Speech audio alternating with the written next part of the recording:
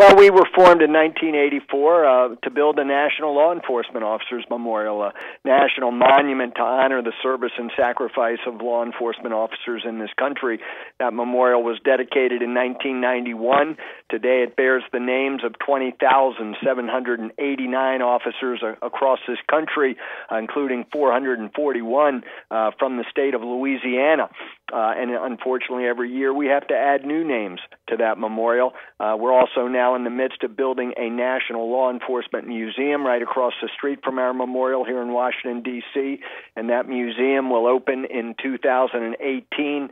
And when it does, I think people are going to have an eye-opening experience learning about the vital role that law enforcement plays today and has played for centuries here in the United States of America. Craig, your data you just released is pretty alarming.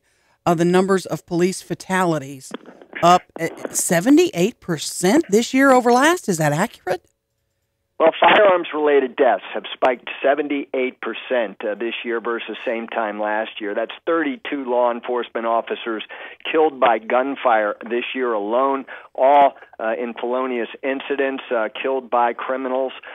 24 died in traffic-related incidents, and 11 died due to other causes. So all totaled, 67 law enforcement officers have died in the line of duty across our nation this year. Unfortunately, I have to report that Louisiana is second highest among the states with 7 law enforcement fatalities already this year.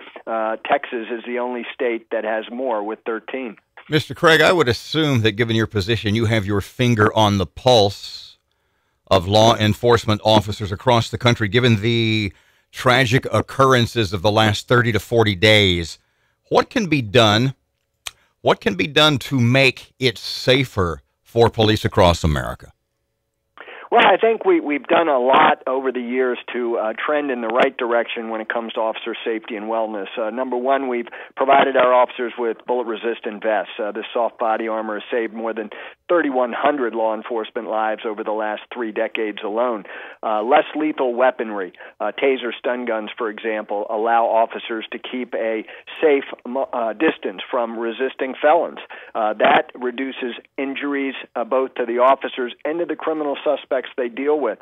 We're doing much better with our training, dealing with potentially deadly situations with tactically trained officers who can deal with those situations, properly equipped, properly trained. They're going to survive those incidents a lot better today than they did, say, 40 years ago.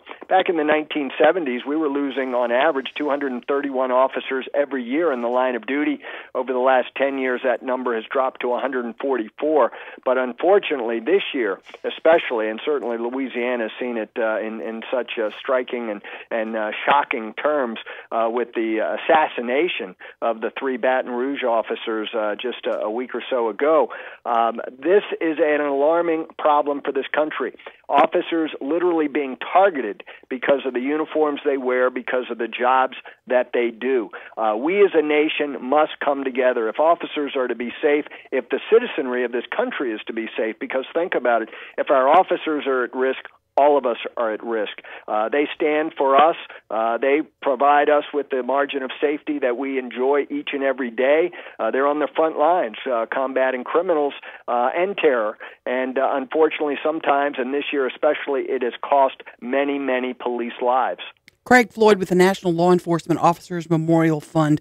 The ambush killings that you speak of, we have had our police union president say that in many cases, these kinds of incidents are due to, the word he used was wingnuts, people with mental issues who our mental health system has left them behind. Would you agree with that? And what else would you attribute the ambush killings to? Well, I use a term that I think jives pretty closely with what you just stated, and that is weak-minded individuals have been and can be influenced by the anti-cop, anti-government rhetoric that we've been hearing so much of lately.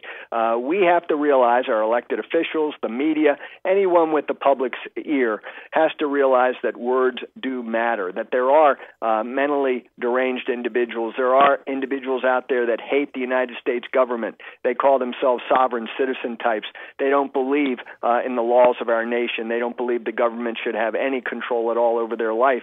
And who is the most visible, the most vulnerable symbol of government in this country? It's the law enforcement officers patrolling our streets in uniform. They become targets. They are highly visible. They stand for all that is good in this country of ours.